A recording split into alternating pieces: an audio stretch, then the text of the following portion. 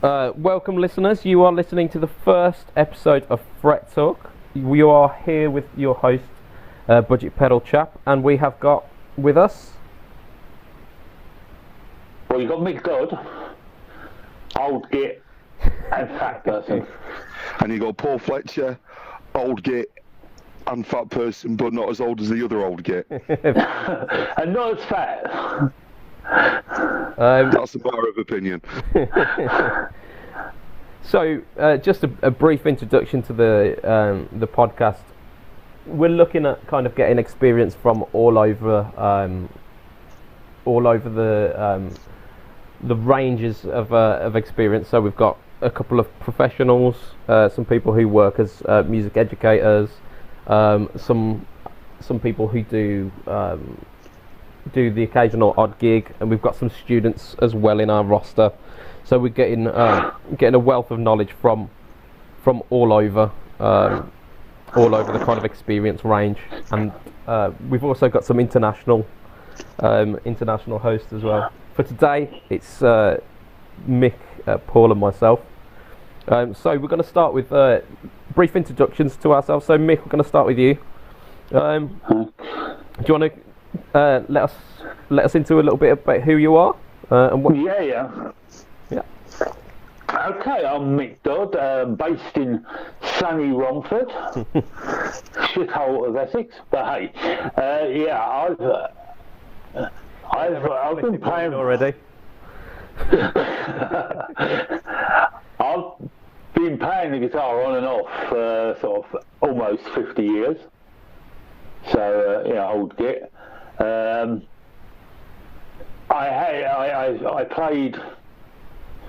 I played bass to start with, moved on to guitar, broke lots of fingers playing rugby, and then stopped for a while.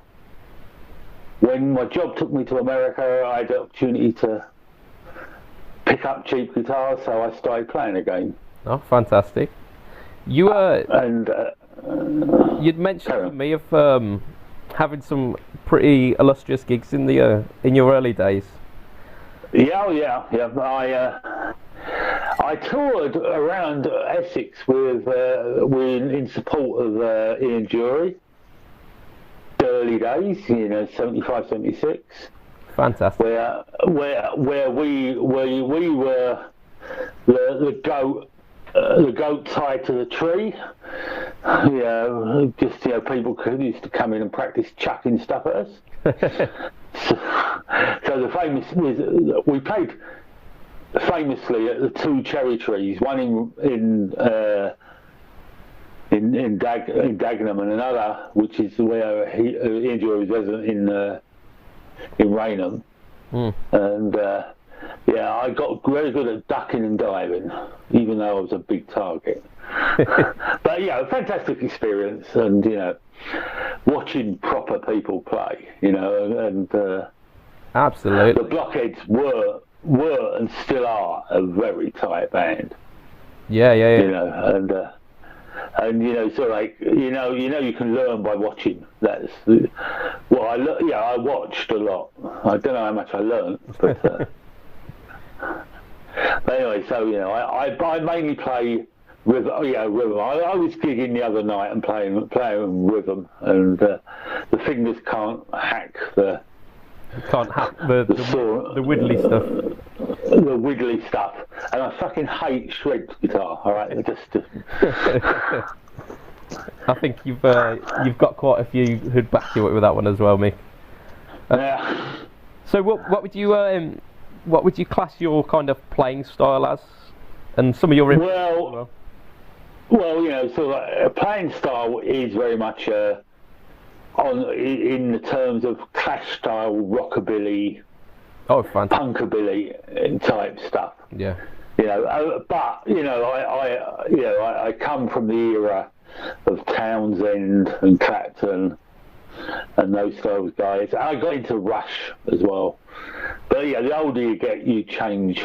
And I started off, really, just playing simple, 12 bars. So like watching Chuck Berry and stuff. That's where I came from. Yeah. It's very, very pertinent. The Chuck Berry stuff. I mean, it's still going these days. You cannot beat a good 12 bar. You cannot beat a good 12 bar. Well, I think one of my early gigs I ever went to was Status Quo at East Ham Odeon, where I don't say I'm a big Status Quo fan, but I just think they have the right to be what they are. Yeah, definitely. Like we were saying the other day, it's just it's a type of music. But hey, how far is AC/DC from Status Quo? And I'd say not very far. Well, it's just a different. AC/DC play 4 chords pretty much for most of their songs. Status Quo, I mean, they've got the 12 bar thing, but they managed to make a however many year career out of it. So. I've worked for Status Quo, and I can attest to that. They are some of the hardest working, most balls out rock and roll guys that I've ever come across. And I've worked for a few, and those guys absolutely were. Even up until sort of 15, 20 years ago, I think they're, still probably the hardest working musicians in this country. Well, yeah. Well, because they blew their money, didn't they? So. Well, yes. Literally.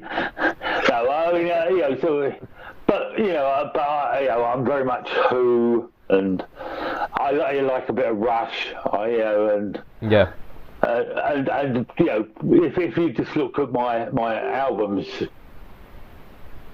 look at my album collection, the most albums I've got is actually is Neil Young. I think there's a guy who can rock with the hardest people and play almost country, and it's all right. Yeah. So it's like, so Andrew Ferris has started messaging me, so I'll put a bit better. Yeah, I wonder what that was. I did check it myself. So let's go. Let's move on to Paul. A little bit of introduction to yourself. Right, so I'm Paul. I'm from Doncaster in South Yorkshire, the heartland of all things thrash metal in the 1980s in this country. I live in Coventry now. Married, got 4 kids. Some of them are musical. Some of them not so much. Throughout the 4 of them love music. One of them's still sort of finding their feet in the world of music. I've been playing since I was about 17, 18 years old. Back in the days when YTS was a thing, and I bought a guitar off a mate of mine for a tenner one Friday afternoon because he wanted a bit more money and I had a little bit more money to give out that week. And started learning how to play Leaving on a Jet Plane by John Denver, and I don't think I've stopped all that much ever since, and I don't think I've actually improved all that much ever since either. So I'm 47 now. I work in the IT industry, so the last couple of years has enabled me to start building my rig back up. I went down to absolutely nothing, no guitars, not a damn thing. So I've now started building all that back up and getting it back together again. And I've amassed quite a nice load of kit over the last probably 5 years or so. So I'm quite happy with that. So. And what's your kind of standout piece of kit at the moment? Oh, my 1960s Fender custom shop. It's absolutely godlike. You know when you walk into a shop, and I honestly went into that shop I'd got the money in the bank, and I was intending to buy something. Yeah. And I walked in, and I was playing this ridiculous 6-string, sort of halfway between a baritone and a standard guitar. So it's an extended scale length. Yeah. But you can tune it like a standard guitar. But to be honest with you, it's better in a drop tuning. So it's tuned to drop B. And as you can tell, I bought that one at the same time. And I was mucking around on that. Yeah. And I'll give a bit of a shout out to Lewis at Express Music in Coventry. He said, "I've got this one just come back in. They've got a guy that basically shops in the shop who's got all the money in the entire universe and has got no idea what to do with it. So he has a habit of buying instruments and then selling them back to the shop about 2 months later. And he said, I've just had this custom shop Strat come back in. Do you want to have a go on it?" And I picked it up, and it was like, famous last words there, isn't it? mate, honestly, I always take somebody with me. It's a bit like buying a car. Always take someone with you. I took my friend James with me, and he's at the good end of the 20s in age, and he picked it up, and he played one chord on it, and he went, "If you do not buy this guitar, I am going to kill you." And I left the shop with both. I did a deal and I walked out with both of them, and I paid substantially less than what you would do for a brand new custom shop, and it's not got a mark on it apart from the marks that are supposed to be there, but it's apart from that, it's absolutely delightful to play. Is it one of these warning custom shops? It's what they call the Journeyman relic on it. So it's a very, very light. Yeah, it's quite light. Yeah, really, really light relic. But the neck is just unreal, and the pickups that are in there. And I've got no idea what they are. I don't know who's wound them. I've not taken the plate off to go and have a look. Yeah. But it is just, God, you know, like I said, you know when you pick them up and you plug them in and you just go, that note, that bend, that's it, that's all I need to hear. And I'm not one for sitting in a guitar shop and whittling for hours, because I'm a bit like Mick. I play rhythm. I've always played rhythm. I find that's where I like comfort, to. Yeah. So when I go into a guitar shop, I just I'm like the kid at school that sits at the back and says nothing. You know, I sit there and literally I'll play 3 chords and I'm like, yeah, I like that, or I don't. And then, like I said, I generally take somebody with me that they can go, I'll have a go in it, and they're all like, and I'm like, yeah, all right. Bloody hell, sounds like so, yeah, no. I love that stuff, but so my musical sort of influences are very varied. I mean, I've probably got heavier the older I've got. In weight and also musical taste. So I started off with things like DC and Quo, and I grew up in a pub, and I shared a room with my uncle Graham, and he had all of the late 60s and early 70s prog, and that's what I grew up listening to. So I was in Lake and Palmer and Yes, Curved Air and Rory Gallagher and all sorts of stuff, and the Floyd, which will become apparent. And then when I started cutting my musical teeth, I took those influences, those of my mum's, because my mum was really into Bowie and Northern Soul and things like that, and all sorts of weird stuff, Santana. And we used to listen to it in the car on a Sunday when we used to go out for our weekend drive to whatever flea market was on at the time. A flea market, kids, is what used to be there before a boot market. And we used to go all over the place to these things in and around Yorkshire, and we always used to have some music on in the car, singing along to it. Yeah. And then the first band that I sort of claimed as my own was AC/DC. I heard For Those About to Rock, We Salute You, and I went on holiday that year and I bought a copy of If You Want Blood, You've Got It, and I basically spent 2 weeks in the sun listening to DC and bought all the tapes that were being sold in this dodgy little Spanish shop of AC/DC, and I went from there. And nowadays, having done a little bit of crew work and worked for such luminaries as Torval and Dean, Seal, I've done them. I've done Quo a couple of times. This is actually, unfortunately, very faded, but this is a wet crew shirt that I'm wearing. So I work with them. I listen to all sorts of stuff now, but really heavy. I mean, I've really got into my sugar in the last couple of years. Oh wow!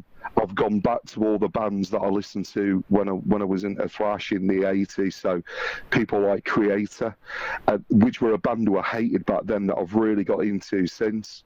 I love sort of like technical metal of all varieties. I've got really into a load of technical death metal bands like Fallujah and Song for a Cowboy, and God, all sorts of weird stuff that I'd never heard before.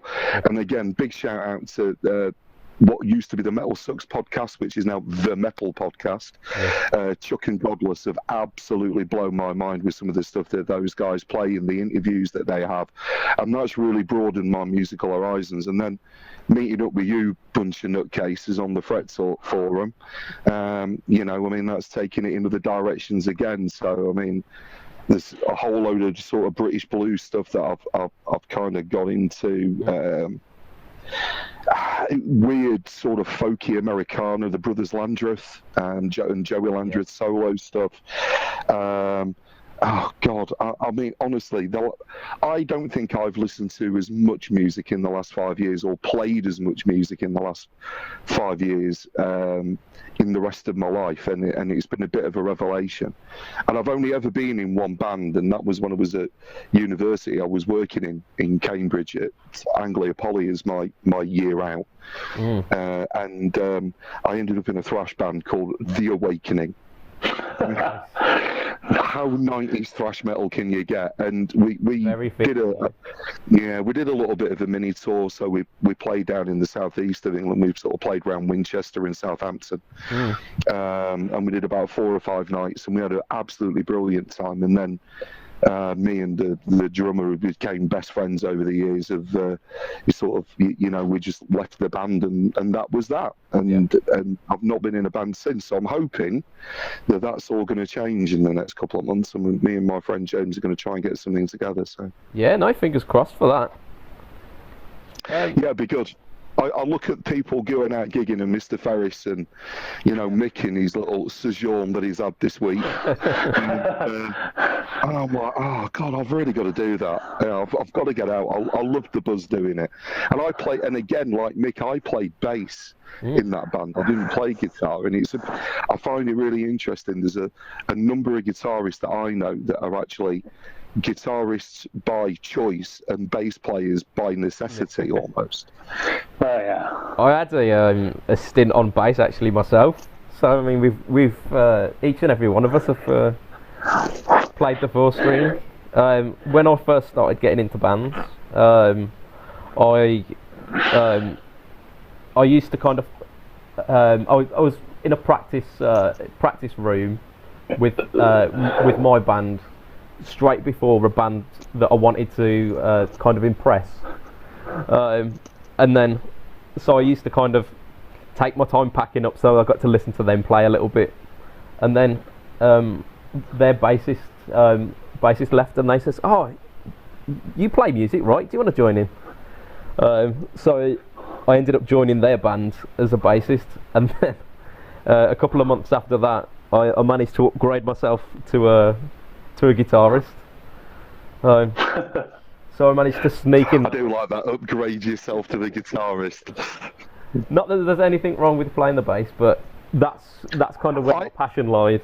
I've actually bought a bass this year, and it's the first time I've actually ever owned a bass. When I played bass in The Awakening, I actually borrowed the bass off of one of the other guitarists, and I bought one this year. And I bought this Squire signature of this guy who's in an American punk band, and they are like the least known band in the world. Nice. And it's very, very unclear that it's a signature, and it's white, and it's got pearloid stuff on it, and it's got beautiful block inlays, and it looks like a Geddy Lee bass in all the, and it's absolutely brilliant to play. And when we went into the shop here, I popped in to have a look and ended up buying this damn thing. And the guy said when it came in, it's literally taken me a week to clean it. The guy bought it, has gigged it constantly for 6 months, and thinks he's ruined it, and sold it back to me. And it took me a week to clean the crap off the fretboard and off the pickups and stuff. And then I picked it up for a song. It was like 125, 130 quid, something like that. I think I paid almost half of that for a case for it. It's insane. Sorry, go on. Carry on, Mick, sorry. I bought my first bass in a pub in Dagenham. And it was a Rickenbacker. It was a Rickenbacker stereo. bass. Obviously, Do looking you back. still have this bass, Mick? No, I sold it. I sold it, but I mean, because it was, it was pre-Lemmy, in terms of famous. But Entwistle played one at the time, and I sold it when I bought a guitar for £100. Yeah, I should have kept on to it. Hindsight is wonderful. Yeah, no shit. I think that's a topic we might have to do on another day. Those that we've lost. Yeah. Oh man, but hey, sorry, go on, my friend. You were going to talk. I can't even remember what I was going to say. I've got 2 basses myself. I just got them kicking around because just for tracking bass tracks. I also teach bass occasionally as well, so it's always nice to have something to hand rather than just the crap that the schools can supply. So I've got an Ibanez Sound Gear bass, which is it's not too bad. It's not too bad. I started on these PV basses because the necks are so thin that they're guitar friendly. I think that you said there about the instrument quality in schools. I mean, so recently I happened to be walking past my local cash generator express or whatever the hell it's called nowadays, and I ended up picking up a white Mexican Strat for £79. And it was absolutely battered the hell out of it. And to be completely honest with you, even though I've polished very rudimentary the frets, I really could do with taking it in and having the fretwork looked at it a little bit closer. I've set it up, it's playable, and I've given it to my youngest because he's really got into playing guitar. He's actually learning how to play drums off of a friend of his who's getting drum lessons, and guitar off of a friend of his who's getting guitar lessons, even though I've tried teaching him. He don't want to know. But I've given him that guitar, and originally I was going to do it up and I was going to flip it. And the reason why I gave it to him is because they've got nothing at their school, and it's really big, and it's not even what I'd say in inner city school. It's had an excellent reputation for its performing arts down the years. It's got a big performing arts building, but the actual instruments and the amps that they've got down there are horrific, and I think it's really, really sad. I mean, and I know we've probably all come from different political backgrounds, and I don't want to get into that, but I think arts funding and the way that it's impacting that next generation, those people that may well be listening to us, and coming along, and I know we've got a couple of guys in our group that are at music college, definitely, and they've had to sort of scrimp and save and sell off everything that they've got to get the kit that they've got to enable them to do their courses, and these are full-on music degrees, a lot of them, what the guys are doing. In schools where it all starts, there's nothing, and what's there is barely playable. Yeah. It's such a shame. Yeah, the barely playable is exactly how you need to describe it, because you're talking guitars with actions of about an inch. And which is great if you're Stevie Ray Vaughan or you want to learn slide. Yeah.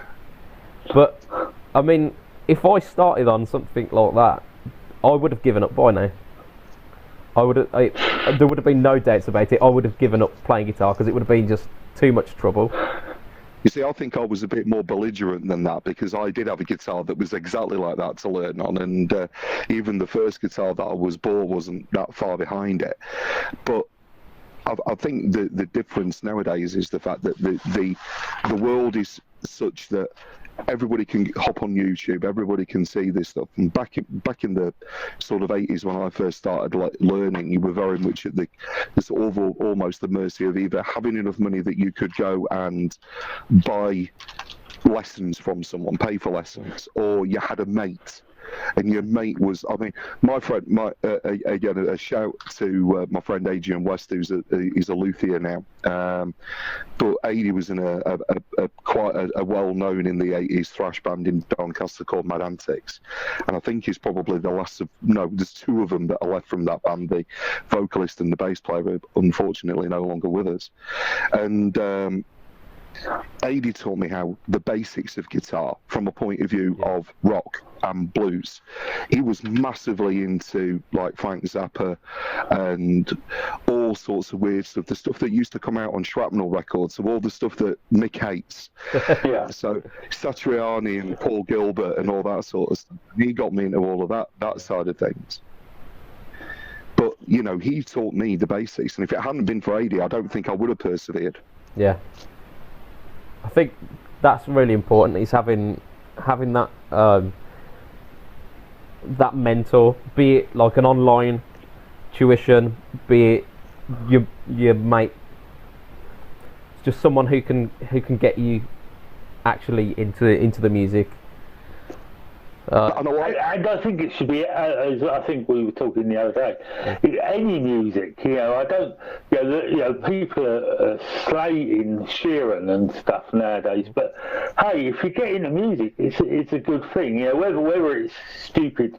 Well, I mean, Mick and Martin have never sold so many guitars. They literally sell out of the Ed Sheeran models. They can't make them fast enough. And then I think, you know, we all know that another one of the podcasts that they've been speaking about, there's the new divided version of the Ed Sheeran model that's come out in the last couple of weeks. And, you know, fair play to the guy. I can't stand the music that he makes. It's got an audience, and the kids that love it, they love it, and they've all gone out and they've absolutely hammered the parents. And I think parents are actually glad to buy people a musical instrument, the kids a musical instrument nowadays, because they're not on the PlayStation, they're not on the Xbox, you know, they're not wide. An excellent thing, yeah. I think that's. I mean, you know, even Taylor Swift type thing, you know, they've got people playing guitars, and you know, and I don't think it could be a bad thing. I think we're all at different ages on this discussion now, and we all like different stuff, and that's fine as well. You can't slate anyone. Absolutely. Yeah. I mean, the thing for me is the fact that, you know, I mean, one of my idols is Ian Dury. I'm so jealous of you doing that stuff. I mean, again, when we used to drive around in my mum's beating up Mini, we used to listen to like New Boots and Pink Panties. Oh my God, what an incredible album that is. But you know, the musicianship, I don't think it's changed. I really don't think it's changed. I think, if anything, the level that you know some of these kids are aspiring to is even higher. If you look at the way that YouTube's sort of democratized like content, musical content especially, and you look at some of the guitarists out there, and I know that Rob Chapman's a bit of a divisive figure, but he's got his fans, and Rabeer's the same, and he's incredible. And then you've got the American guys. So you've got people like Sarah, that I can never remember a surname, and Pliny, that are playing this incredible extended range, fan-fretted, 8-string instruments. And they're blowing away anything that I ever saw Joe Satriani play back in you know, the late 80s and early 90s.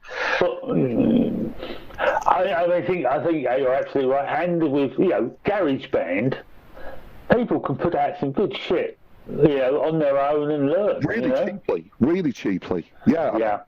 You can buy yourself one of those little interfaces now for like 45 quid, one of the iRig ones.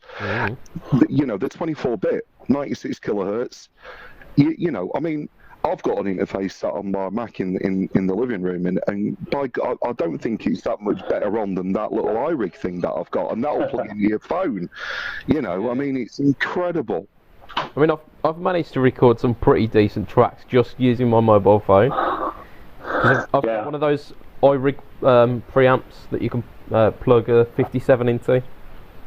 You just mic up a cab with that, and it sounds half decent. Yeah, and I mean, again, you've got people like Glenn Fricker out there that does the Spectre Sound Studios stuff, who's really going and trying to explain to people that music production is not as easy as everybody thinks it is, but giving people that are beginning really, really good tips. Produce Like a Pro, another one. That's an absolutely brilliant YouTube channel. You know, some of the stuff that I've got off that. And there's world-class sort of Grammy, multi-platinum award-winning sort of like producers that are out there democratizing what we do and what we love doing and enabling people to get better at it. And that can only be a good thing. So fair play to all of them. And like I said, I mean, I am the last person to ask about a review for an Ed Sheeran album, but what he's done, I think he's done brilliant work for the guitar. Is it dead? No hope. Absolutely no hope. Yeah. I think it's stronger now than what it ever was. He's getting guitars into people's hands, which is what's needed. We've got YouTube creators and podcasts as well that are getting those pro tips and that pro insight into the people out there doing it. And I think the thing, like you know, we touched on it. You touched on it very, very at the start of the podcast. Is that, you know, we've got a great support network in our group, and we are a closed group, and we know that, and we invite people in because we want to invite people in, you know. And I think we're not being elitist. It's just that I think we've all had bad experiences in other areas, and that's why we've kind of gravitated. But we are our own support group, and you know, I mean, our good friend Mr. Ferris. I mean, that man's brilliant. I mean, I love watching his random live videos that he does in the middle of the streets in Austria. It's just frightening. And Carl with his daughter, and, you know, showing us what his daughter's doing. I mean, she's phenomenal. I know, yeah. She's scary. The fact that she's, however old she is, like 11 or something. 11 or 12, something like that, I think. By the time... Right, it's good shit, you know, and it's, you know, it's not pop music, is it? Yeah. No, and I don't think the kids want pop music all the time. I mean, some of them do. I mean, our next door neighbour's kid, I mean, she loves dancing around to whatever ridiculous rubbish there is on the, you know, in the charts. And all of my kids, you know, even my eldest, who's 19, I mean, she listens to some stuff and I'm like, you listen to punk. You're listening to stuff that I think is really valid. Yeah. That old word, valid music, you know, and yet you still listen to a lot of this sort of poppier stuff, and because it's enjoyable, and we all did it, and that's the stupid thing about it. We all did this. We all had pop music that we loved. Howard Jones, I love Howard Jones. I'll put it right out there. I loved all that electronica stuff. I absolutely love. I want some little synthesizers to go with my guitars now. Is someone trying to join? I keep on getting a face come up. Whoever it is, they're going to have to stay off. We're about 30 minutes in, so they'll get us next time. What I wanted to do as well, I wanted to go into some news. So I wanted to kind of have a look at what's going on in the world of guitar at the moment, because it's all good and well kind of chatting about who we are and whatnot, but it's all a bit of self-congratulations until we start kind of discussing what's going on in the world as well. So new Gibson range. There's been a quite divisive release, shall we say? So we're gonna have a chat about the Les Paul Special. So it's a Les Paul Special, but it's released from Gibson Custom Shop. Dual P90s and in some very exciting colours for Gibson. So I think we've. What you mean, Fender colours? Yes, yeah. So we've got kind of the surf green. We've got a bit like Fiesta red. We've got the Sonic blue. So thoughts and opinions then? What are we saying? Oh, Mick, do you want to go first on this, mate? Well, all I'll say, I mean, I think I don't know who they're putting on that to, because I don't know who's going to. Because about $3,000, isn't it? Yeah, shit. Yeah. 3.5. Yeah, at more than likely, but we'll see. You know, I think, you know, you're a Les Paul man. If you're a Les Paul man, I don't know. You know, I don't know who this is aimed at. End of story. I think you've hit the nail on the head there. If they'd have released a £1,200 to $1,500 single cut or double cut Les Paul Jr. with the P90s, they would have sold bucket loads of them in TV yellow, let alone anything else. Yeah. But I just can't see who are they for? Because I mean, me and Mick have both got Les Pauls. I mean, I've got a black Les Paul standard, and Mick's got some incredible. He's got the Les Paul as far as we're all concerned. Even our friend Steve says that he's got the Les Paul. That's rich coming from Steve as well, considering how many Les Pauls he's got. Oh God, yeah, and I can't see why they're doing this. I know that the custom shops had a bit of a kick up the backside recently, and it's still quite interesting to try and read around what's going on in custom shop land, I think, with Gibson. But at the same time, it almost feels like they've turned around and gone, we've got to release something. What can we do? And haven't they got bloody rosewood necks? Rosewood fretboards? Do they? Yeah. Okay. I mean, how wrong can it be? I mean, the thing is as well, I mean, this is one point that Steve comes up with, is the fact that it doesn't matter what the fretboard's actually made from. It really doesn't matter what the fretboard's made from, as long as you're upfront about what you're making it from. Because I know Steve has a massive bugbear with rich light and sort of laminate boards and stuff like that. Yeah. If you're paying a lot of money for a guitar, you expect a solid bit of wood on there. Is where it comes from. Premium materials, don't you? But you know, you look at what Fender Custom Shop have got in the same sort of price range, and I think the instruments that they're producing at those price points are massively better than what Gibson are doing. Gibson have always had this thing where they're reassuringly expensive, I think is the phrase. Yeah. But I think they've gone nuts, because what you can pick up for $2.5 grand from Fender Custom Shop blows anything that Gibson Custom Shop are doing at the moment out the water. Yeah. I agree. I must admit, when I first saw this post, I was excited. I thought the specials of a beautiful instrument, really kind of simple, really bare bones, basic. I really dug the colours. I thought the kind of Fender colours was a bit new and a bit exciting for Gibson. I thought that was a kind of smart move, and then I saw the price tag.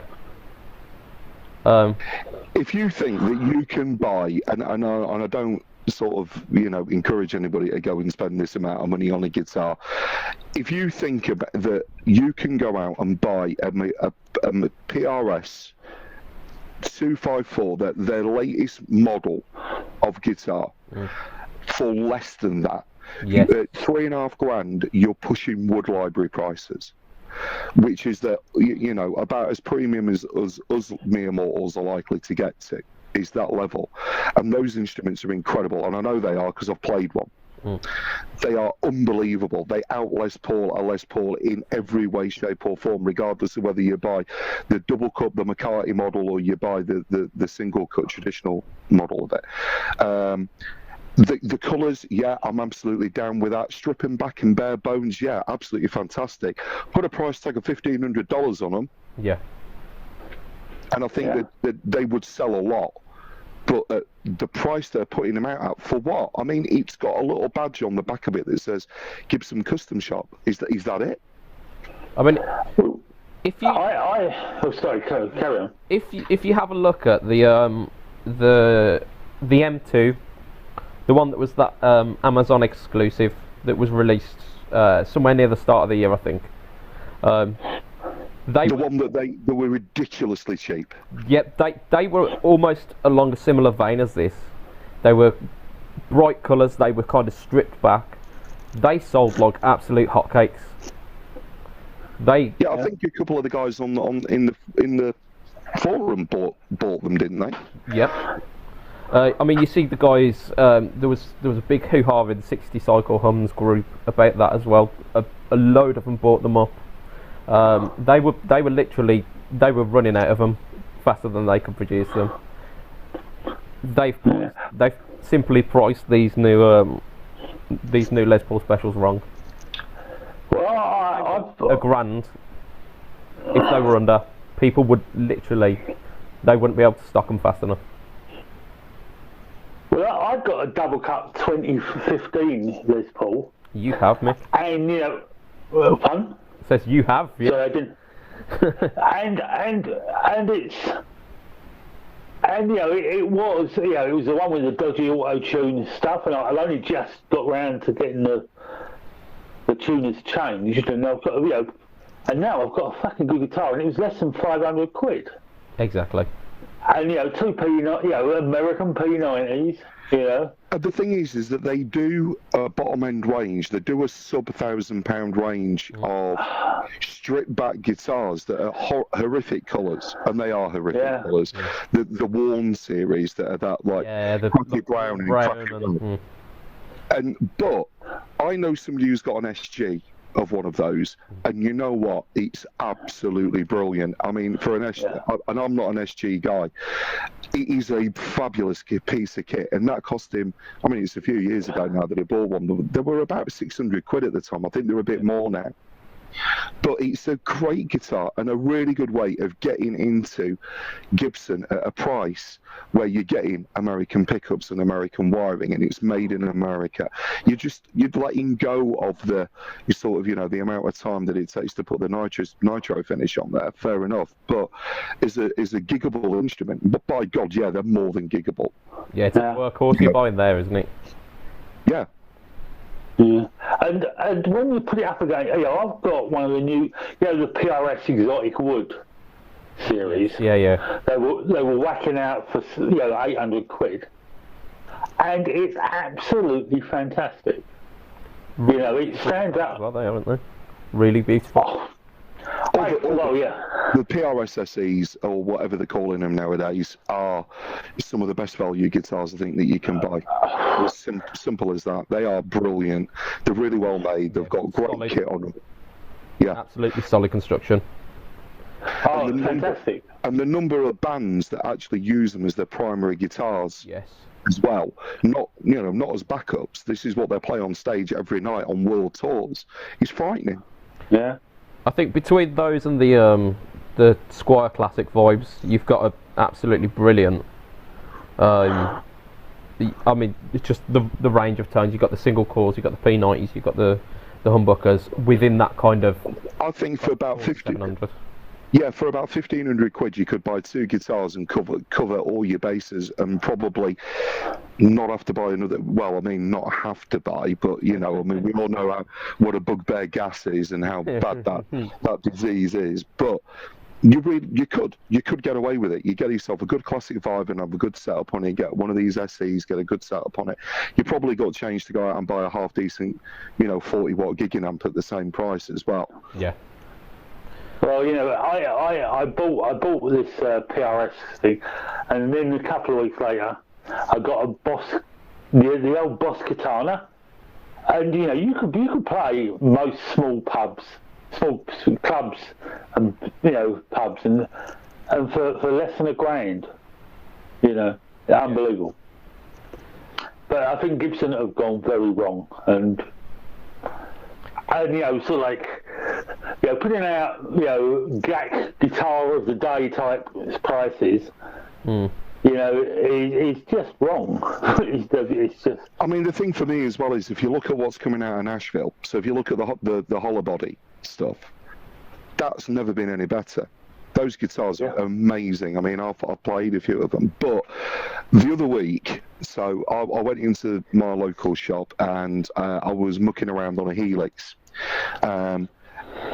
Before I left, there was a load of Gibsons came in. And these are standards, so about, 2.3 to 2.8. Yeah. They would have coming out, these guitars. And we were pulling them out of the boxes and having a look at them. The guys in that guitar shop were like, we have to check these with a fine-tooth comb because the quality control out of Fender for these guitars, not the hollow bodies are perfect, but these ones are awful. We are sending back, if we buy 10 guitars, we send back 7 or 8 of them. This is every time we get a delivery. Gibson, sorry, not Fender. This is Gibson Les Paul standards. Of varying degrees, of flame and whatever, and it's all sorts of weird stuff. I mean, there was one of them I picked up on where the pole piece is going for the bridge. Yep. There was still bits of wood shaving sticking out. They'd not finished it. They'd not just got a bit of sandpaper and rubbed it around the top to take that off. It was still there from where the drill had gone in. I mean, if you bought that and you got sent that guitar and you pulled it out, I mean, probably for most people, saved up for a good year or 2 years to buy one of those at that price and got that home and had a look at it. I mean, I'd be more than pissed off. And the guys in the shop were saying, this is what it's like all the time. This is really what it's like all the time. So it pays to know your guitar shop.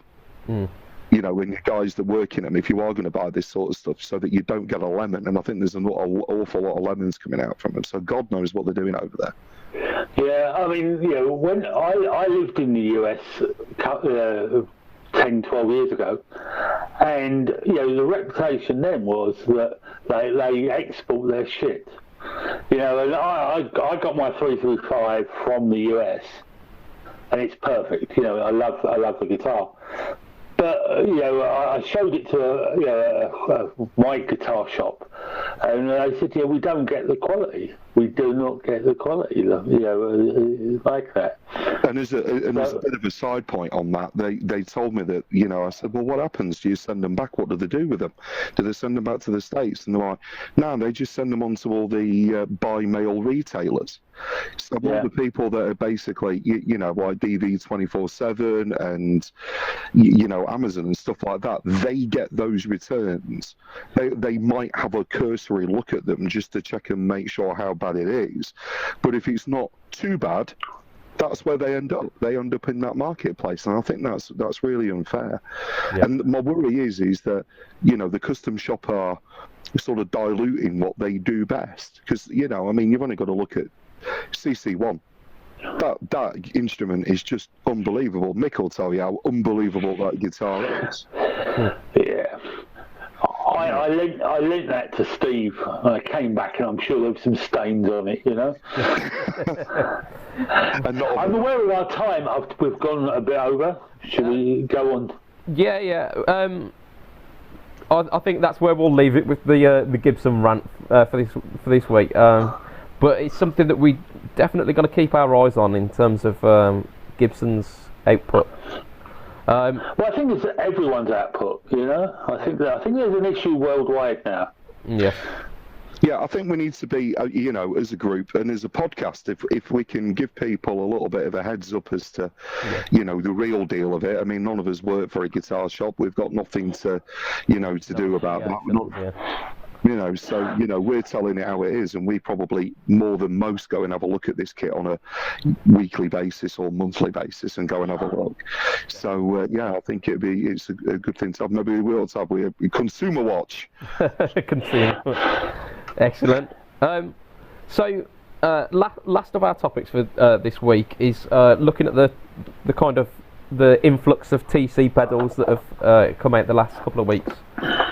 So we've got the mini pedals. We've got the Mimic mini pedal. Sorry, the Hypergravity Mini. We've got the Pipeline. I think it's called the Pipeline or the Pipecom Trem, and the Hoff 2 and the Flashback 2. So I'll start us off with these because I absolutely love TC. I think they are producing some absolutely fantastic stuff. The Mimic Mini, I think, is a huge miss in terms of their market, because all of the people that I spoke to, that I've spoken to, Chris being one of them, about the Mimic, is the fact that it needs a stereo out, and the mini pedals don't have that. No, I think that seems to be what everybody's saying as well. I think mini pedals are great. I've got a couple of them. Yeah. I kind of retired them now, but they, you know, especially for you know, people that just want to spend, you know, 45, 50, 60 quid on a pedal and haven't got an awful lot of pedal board space, or don't even have a pedal board, you know, I mean, they're a great little introduction into what things can do. Yeah. I mean, I've got the Hall of Fame Mini. I've still got that on my board. It's brilliant. Yeah, I mean, the TC Mini stuff, as long as you're after one good quality sound, they're ideal. Because switching about with them using the tone print stuff is a bit cumbersome. But if you've got like a half mini, if you wanted just a good quality spring reverb sound, you load it up and it's there, it's ready to go. In terms of what they've released recently, I think the mini hypergravity, I'm definitely kind of very interested in that one. It might be a case where I'm switching out some of my compressors for a hypergravity mini. The Mimic though, definitely. Yeah, it is. It does seem to be a bit of a sort of miss one. I mean, they're doing the revisions on the. What have they, right? So they've got the flashback and the Hall of Fame have had a revision, haven't they? They have. Yeah, well beyond time. You know, they should have done this a couple of years back, I think. You know, the pedal market has massively moved on. Yeah. And I really like TC stuff. I've got a flashback. And it's a great pedal. I mean, it really is. It's absolutely stunning. And again, the tone print technology is fantastic on them. And it's got a little bit of a looper built into it as well. They're great. But, you know, from... Army knife, isn't it? The yeah. With the I think, yeah. I mean, this is the thing with them. And I think their two biggest sellers probably are the Flashback and the Hall of Fame. Yeah. They are brilliant. Both of them. The rest of them they leave me a little bit cold, I think, unfortunately. And it's not that I don't like TC. I like TC as well. I think they're massively solidly made pedals. They're really good tech inside of them. They sound absolutely superb. I just think that maybe the rest of the pedal markets. It's 14 hours. Yeah, we've had 14 of them. Yeah. So I mean the biggest thing with these two new ones is the mash technology. What are your thoughts on that? Have you seen how this works? No, go on. Tell us a little bit more about. I've briefly seen it, but I've not had a chance to dig into it. Yeah, I mean, from what I see, the foot switch turns into almost like an expression pedal, and you can set parameters within the pedal to work with that pressure sensitive. I can see the momentary stuff. Yeah. Yeah, I get that. I think that's really good. But using it almost, I mean, the switches aren't really made for that kind of thing. I'd much rather than put a port on the bottom of it and bring out an expression pedal that's like the same size as one of those little mini Dunlop crybabies. Yeah. A little mini one of those. So you've got the good level of travel on there, but one that could work with all of their pedals. Maybe even you could daisy chain it into all of their pedals. Yeah. You know, or into 2 or 3 of them, and use that. I think maybe that might be a way forward for them, but I don't get using a foot switch to do that. It's a very different action. Yeah. Oh yeah. I mean, they had that with the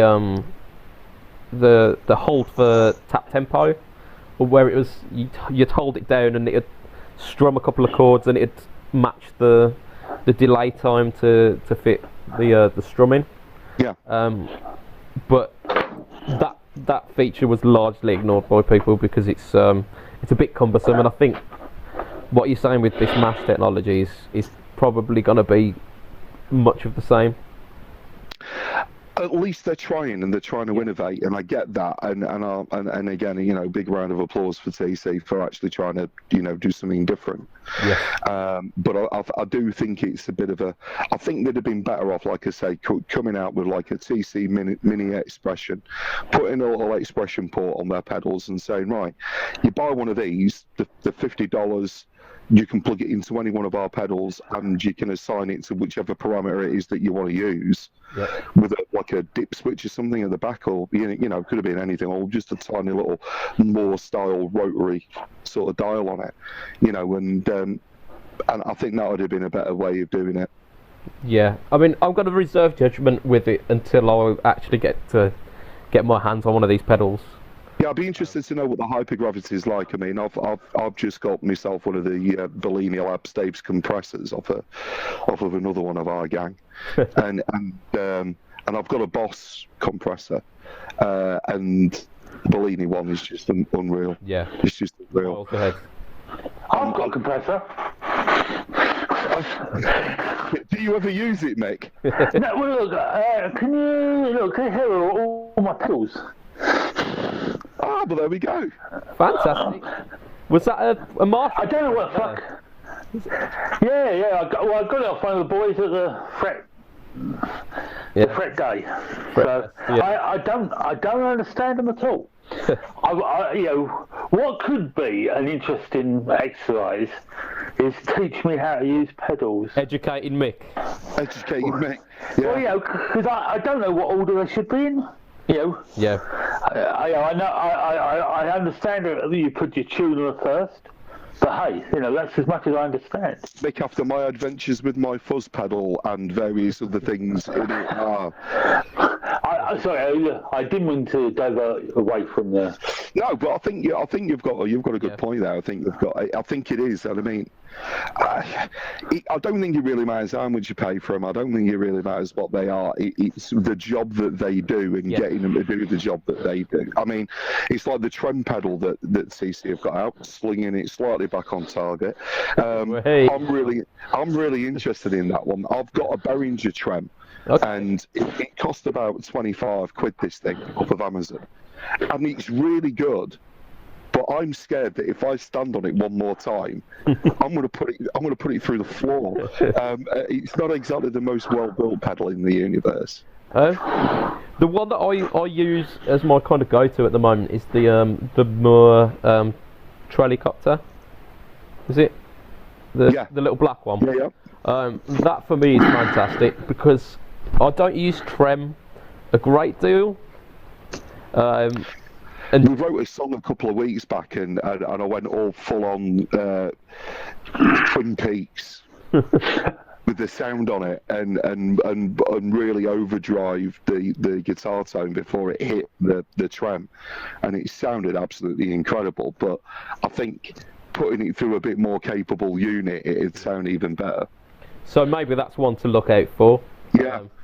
If you do get it as well, definitely first look and maybe a review on this as well. Oh yeah, cool. We can do that. Yeah, I'll be definitely doing that myself. With any gear that I get. I think I may well spend an evening trying to record me playing about with the Ecosex delay, because that thing, mate, you won't use the delay until you've used one of those. It's just unbelievable. It's unbelievable. Fantastic. What amazes me, in my hand, I don't know if you can see, I've got an Ultra Shifter Harmonist, and it's got more buttons than it's got my computer. How people are supposed to use it, I fucking don't know. Sorry, excuse my language. I mean, if we look at again back on the news, I mean, we've got Boss that have just released like the 500 series of pedals. Yeah, the MD and the RV 500. Yeah.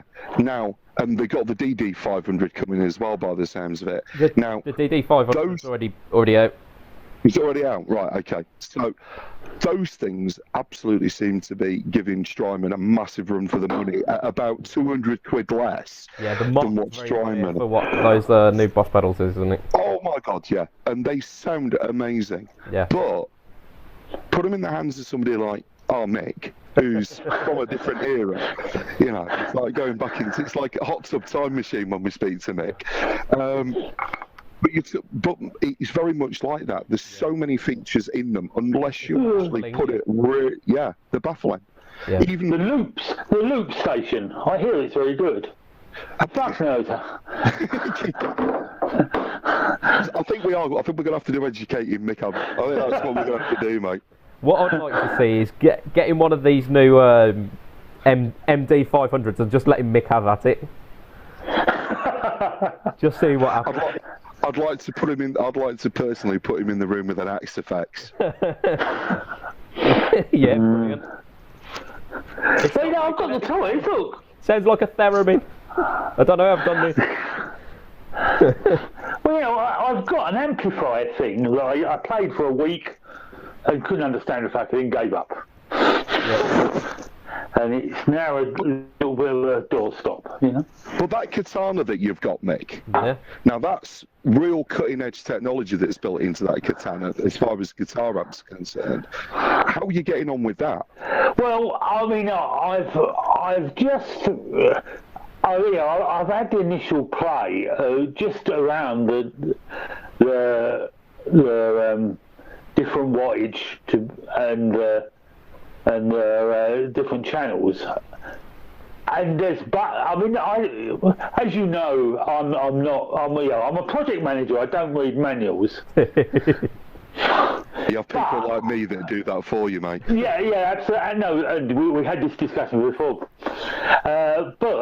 But you know, I did have to have a look at the manual. I didn't fucking understand it because it doesn't talk about the way it does. You know, I've seen some videos on YouTube that we can do, but you know, sort of, it doesn't resonate And with I me. think that's where if we were to sort of expand our content away from just having our little podcast, our embryonic podcast, doing that kind of stuff, because Andy's got a really good setup over there, and it'd be nice just to get the idiot's guide of using, not just a review, but how the hell do you use this thing? Because I think, you know, I mean, we've got, one of the guys has bought himself a Healy. He's got somebody, Ollie's got a Kemper. Yeah, we've got a Kemper here.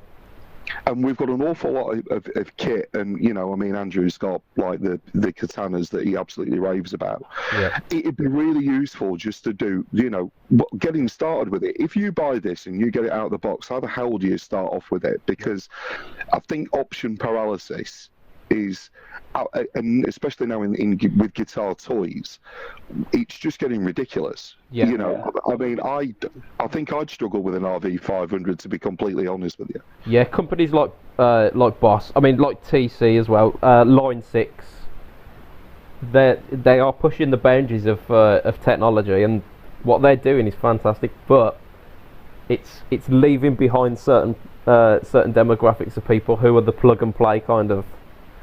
And at the end of the day, it's to become, you know, not to be too brutal about it, but it's the guys that have worked for a much longer time, that have got the disposable incomes potentially to buy a lot of that kit. I mean, we ended up. I mean, you've only got to see the extreme measures that were taken by the guys to buy like the Helixes and the Kempers, yes, to get to the point where they had the money together to buy those things, and they were massively important and big landmark for them sort of purchases. Yeah. You know, not everybody's got that amount of money. If you then get that home and you open the box and plug it in and go, oh, what the hell do I do? What do I do? Yeah. Yeah, it's an absolutely great point. I think at the moment we're coming up to the hour, so I think it's probably about time we wrap this up. I'm gonna kind of start us off with. You can catch me on Facebook under the Budget Pedal Chap moniker. In the Instagram, Budget Pedal Chap with hyphen, so budget hyphen underscore pedal hyphen chap. To catch kind of my own personal take on getting some good tones out of cheap gear, essentially. And yeah, I mean, we've got the Fret Talk forum, but we're quite instrumental on a few forums as well. So. Yeah, I think Pedal Boards of Doom, I think you can find a lot of us on there, and I think there's still a few people that habitate on another guitar-related nerd-like forum as on Facebook as well. I'm a spy on there. You can get me on Twitter on UK Fletch if you want to talk to me on there. I keep my Facebook private. Yeah. Okay, well, I mean, you can put the links in the comments below on the YouTube thing, can't you? Yeah, definitely. Yeah. I'll link to not only the people who are on today, but some of the others as well. So we'll get Andy on with the Guitar Geek stuff as well, because his YouTube channel's really interesting. It's got a lot of cool stuff. And I think he explains things very well. I've looked at a number of his videos, and I think, compared to others that I've seen, he does good. He is our go-to guy for that kind of stuff. It does have to be said. Definitely. I keep on saying that until he sent me his guitar I've paid him for. Right, so that is where we're going to end for today. Thank you all for listening, and hopefully we're going to catch you again soon. So, Fret Talk out.